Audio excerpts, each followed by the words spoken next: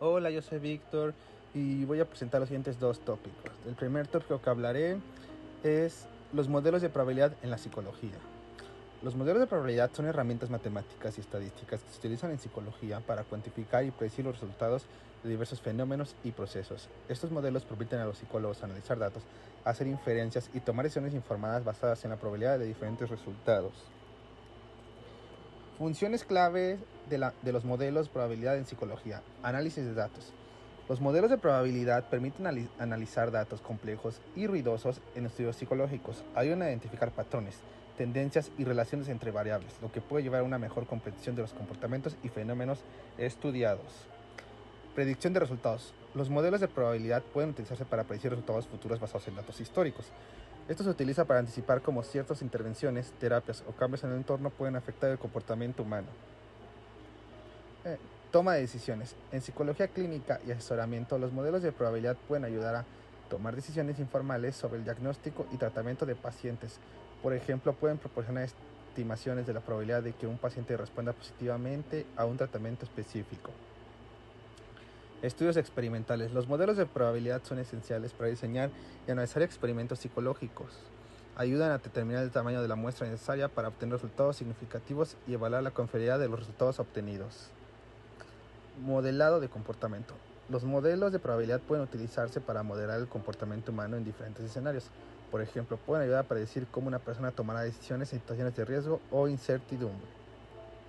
Comprensión cuantitativa. Los modelos de probabilidad brindan una forma cuantitativa de comprender y comunicar fenómenos psicológicos. Ayudan a cuantificar incertidumbres y probabilidades, lo que es esencial para tomar decisiones informadas y comunicaciones, hallazgos a colegas y el público en general.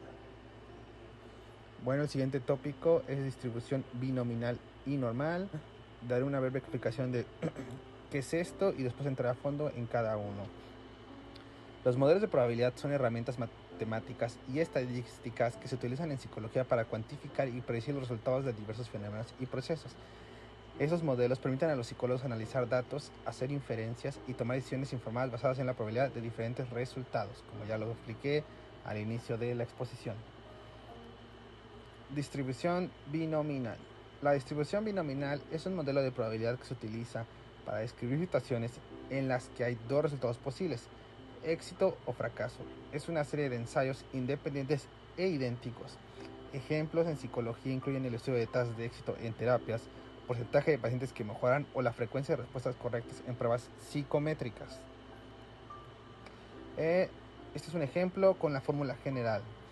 Supongamos que un psicólogo está investigando la efectividad de una técnica de terapia para superar fobias en un grupo de 20 pacientes que sufren de aracnofobia, miedo a las arañas.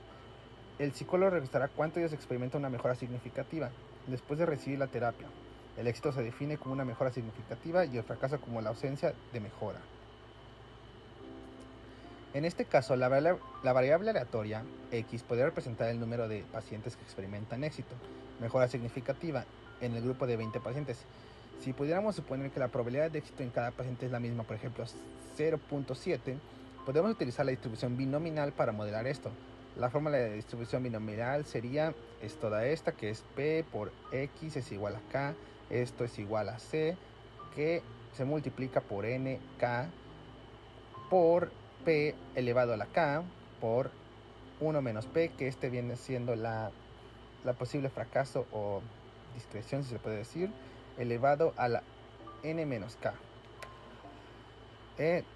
Como lo explico aquí, donde N, número total de pacientes 20 es en este caso, K, número de pacientes con éxito de 0 a 20, P, probabilidad de éxito de un paciente individual 0.7 en este caso, y C, que es NK, coeficiente binominal que calcula el número de formas de elegir K éxitos de N pacientes.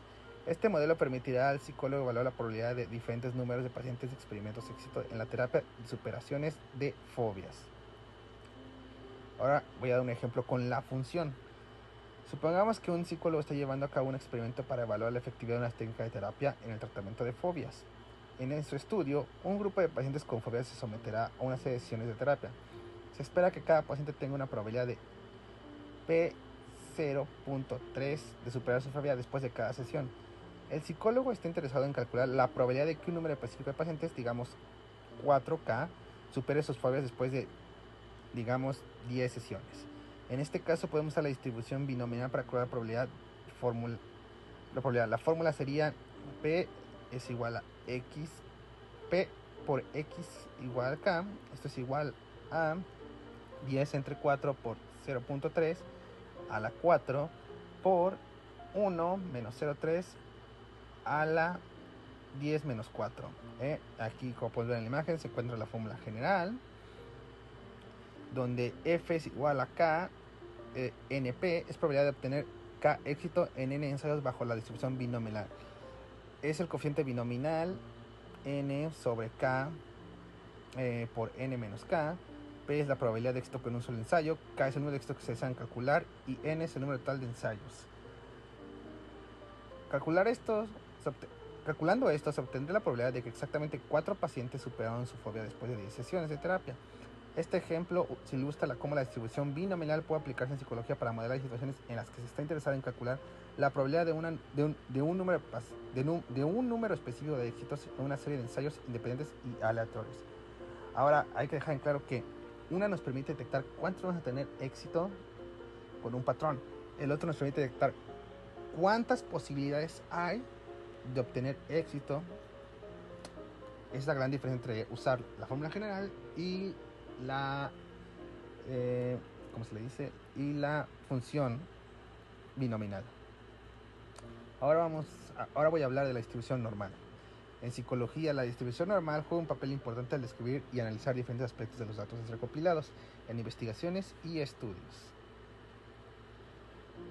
Algunas formas en las que la distribución normal se aplica en psicología son las siguientes: medición de rasgos y características, error de medición, puntuación de pruebas, estudio de comportamiento. La primera se basa en lo siguiente: muchos rasgos psicológicos como la inteligencia, la personalidad y las actitudes se distribuyen normalmente en poblaciones. Esto significa que la mayoría de las personas tienden a caer cerca de la media de estos rasgos y hay menos personas que caen en los extremos. El siguiente, que es el error de medición, es en psicología experimental es común que hay ciertos niveles de error en las mediciones. El teorema del límite central establece que cuando se acumulan muchos errores pequeños, la distribución de esos errores asemejan a una distribución normal. Esto es útil para realizar inferencias sobre los resultados y reducir el impacto del error. O sea, básicamente queremos entender cuánto es nuestro margen de error. Puntuación de pruebas. En la evaluación psicométrica, como los exámenes de inteligencia o las pruebas de personalidad, se espera que las puntuaciones se distribuyan normalmente en la población. Esto permite comparar y analizar las puntuaciones de manera más efectiva. Estudio de comportamiento. En experimentos y estudios sobre el comportamiento humano, las puntuaciones de los participantes en diferentes condiciones o grupos a menudo se analiza utilizando pruebas estadísticas basadas en la distribución normal. El estudio determina si las diferencias observadas son estadísticamente significativas. En resumen, la distribución normal es una herramienta fundamental en la psicología para analizar datos, comparar resultados y realizar inferencias. Ayuda a los investigadores a entender cómo se distribuyen diferentes características y rasgos en la población y a tomar decisiones informadas basadas en análisis estadísticos sólidos.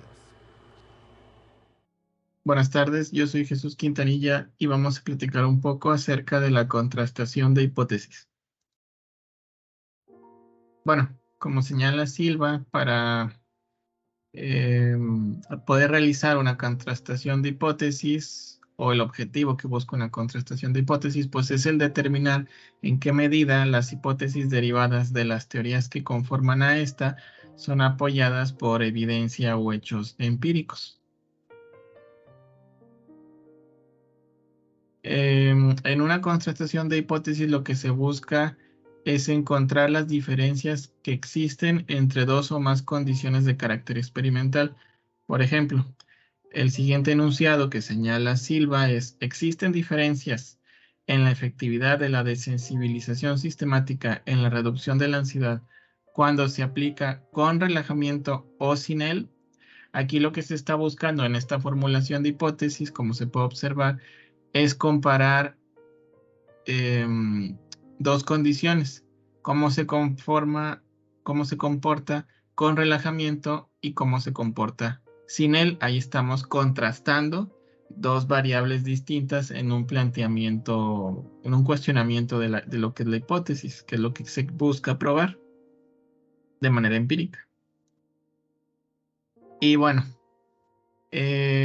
existen dos tipos de hipótesis, lo que es la hipótesis nula, como podemos ver en la siguiente gráfica, y la hipótesis alterna. La hipótesis nula, lo que señala Silva es que se trata de la ausencia de diferencias entre las condiciones. En otras palabras, que la variable dependiente no sea afectado por la acción de una manipulación externa de carácter experimental, o sea, una variable independiente. Es como nuestra hipótesis de trabajo. Por otro lado, tenemos la hipótesis alterna, que en palabras de Silva, pues es cualquier diferencia significativa que deberá atribuirse a la manipulación experimental. Es la explicación operacional de la hipótesis de investigación del experimentador. Y bueno, la hipótesis alterna, a su vez, se divide en hipótesis basadas en la información con la que contamos como investigadores o basadas en la especificación de los parámetros. La primera, la hipótesis alterna basada en la información con la que cuenta el investigador, a su vez es de dos tipos, la de tipo exploratoria, también conocida como no direccional o de dos colas, y la hipótesis direccional o también conocida como de una cola. La primera, la hipótesis exploratoria, hace referencia a una situación en la que para el experimentador la información es muy escasa. No se puede especificar las diferencias entre las dos variables a estudiar. Por otro lado, la que es hipótesis alterna direccional, aquí la información, tanto teórica como empírica, que sí está disponible, permite al investigador predecir la dirección que van a tomar las diferencias.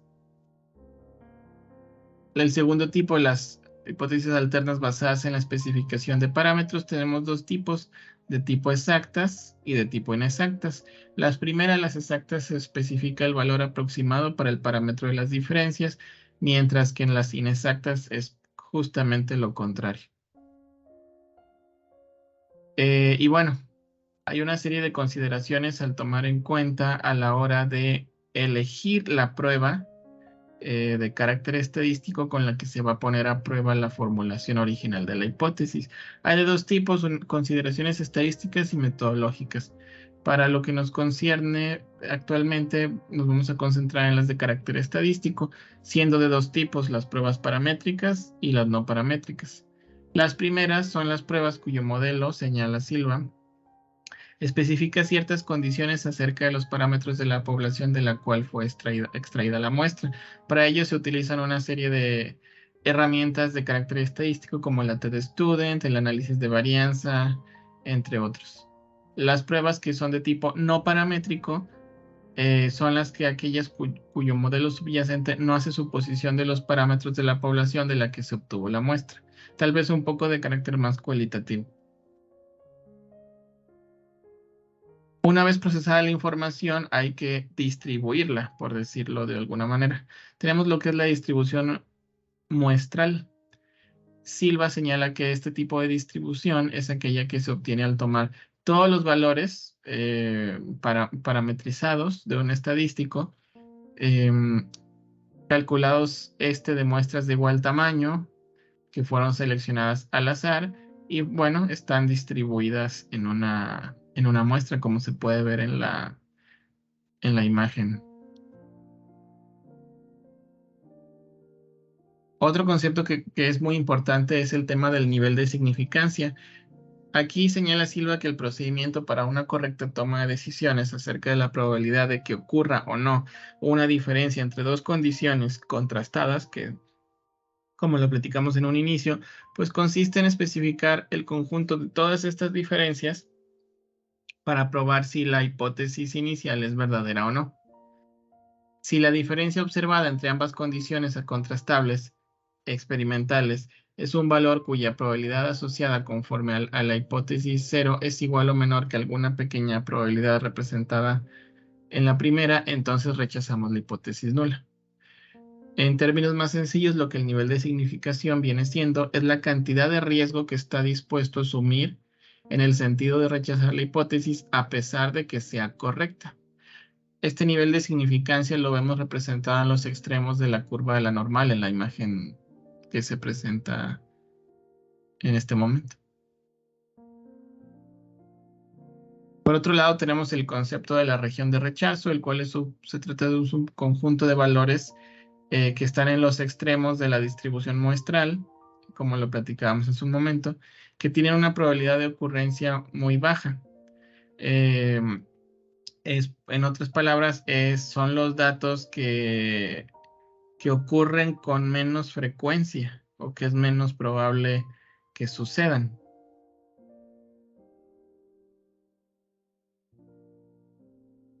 Y bueno, al contrastar dos hipótesis, eventualmente hay que tomar una decisión sobre si la hipótesis es aceptada o es rechazada, y para eso tomamos una decisión en base a la información recabada y parametrizada con los datos estadísticos.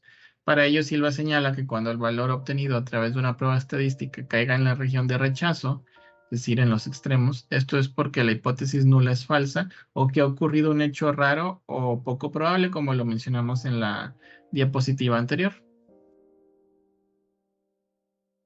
Y bueno, aquí tenemos un compendio recopilado de Silva de cuándo se debe rechazar la hipótesis y cuándo no, a criterio del investigador, dependiendo de los resultados de lo que hemos platicado desde un inicio, la contrastación de dos condiciones que se van a probar mediante una hipótesis.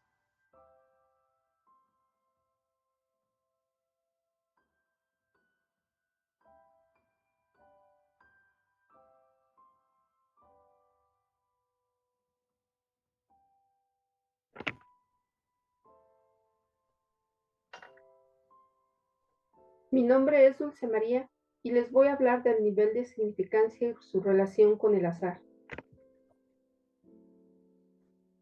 En estadística, un resultado es estadísticamente significativo cuando es improbable que haya sido debido al azar. Como se ha mencionado antes, una de las aplicaciones de la estadística es hacer inferencias a partir de muestras. En la realización de este proceso inferencial, siempre existe el riesgo de error o imprecisión, ya sea por el azar o la variabilidad biológica del fenómeno a estudiar. A esta carencia de error debido al azar se le conoce como precisión. El problema básico es entonces determinar si las diferencias observadas entre muestras son debidas al azar o, por el contrario, se pueden atribuir a los tratamientos o criterios de clasificación. Esta asociación puede ser resultado de que realmente exista la asociación indicada, pero esta asociación también puede ser producto del azar, de la presencia de sesgos o de la presencia de variables de confusión. Cuando se estudian muestras, lo más frecuente es encontrar diferencias entre estas, aunque hayan recibido el mismo tratamiento. Esto ocurre debido a que los individuos que componen cada muestra son diferentes, al menos parcialmente. Nos podemos hacer preguntas como: ¿se deben las diferencias al criterio de clasificación de los grupos? Por ejemplo, al sexo, grupo, edad o etnia.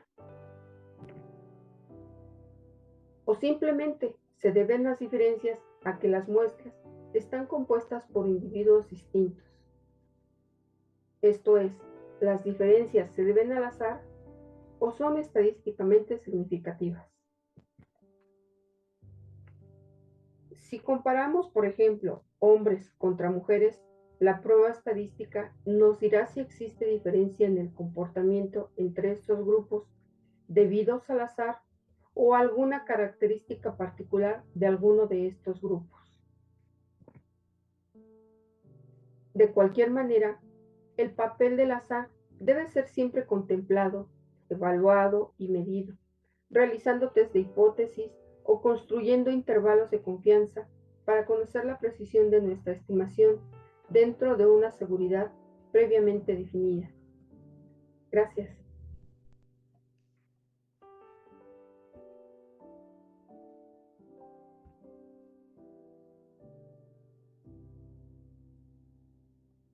Soy Berenice y les hablaré del tópico 5.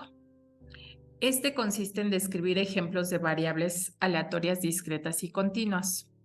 En psicología, es importante que cuando se hace una contrastación de hipótesis, estas suposiciones que ponemos a prueba, se conforman de variables. Por lo tanto, es indispensable identificar variables continuas y discretas. La distribución binomial es más apta para las variables discretas, fracaso, éxito, y la normal para continuas numéricas. Por ejemplo, una variable aleatoria es una función que se asigna un valor numérico al resultado de un experimento aleatorio. Por ejemplo, lanzar 2 monedas al aire poder salir águila sol, sol águila, sol sol, águila águila. Por lo tanto, todos los juegos de azar son experimentos aleatorios. Una variable aleatoria puede tener 2 tipos. Tenemos las variables discretas y las variables continuas. Algunos datos que se analizan en la investigación psicológica de carácter discreto son, por ejemplo, número de hermanos, número de alumnos, números de hijos por familia. En cuanto a los datos observados de una psicóloga, se puede obtener de una situación real. Por ejemplo, la frecuencia de pensamientos depresivos, la frecuencia de distracciones en niños hiperkinéticos.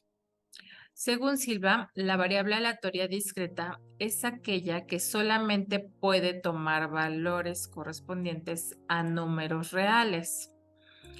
En este sentido, es aquella variable que puede asumir un número contable de valores. En cuanto al modelo de distribución de probabilidad, este va a facilitar el cálculo de probabilidades. La distribución binomial es apta para el modelo de tipo discreto. Por lo tanto, cuando el conjunto de posibles valores que puede tomar la variable aleatoria es finito numerable. En cuanto a la probabilidad binomial, esta se obtiene de un proceso conocido como ensayos de Bernoulli. Tiene ciertas características. Por ejemplo, consta de n pruebas independientes. Cada prueba nos interesa saber si ha ocurrido un cierto suceso o su complementario. En el caso 1, éxito, y en el caso 2, fracaso. Y se va a representar de la siguiente manera.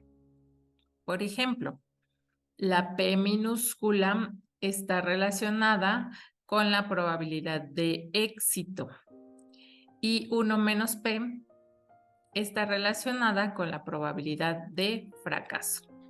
En este tipo de experimentos, la variable X, que expresa el número de éxitos obtenidos en cada prueba, decimos que sigue una distribución binomial de parámetros N y P, siendo N la cantidad de experiencias y P la probabilidad de éxito en cada una.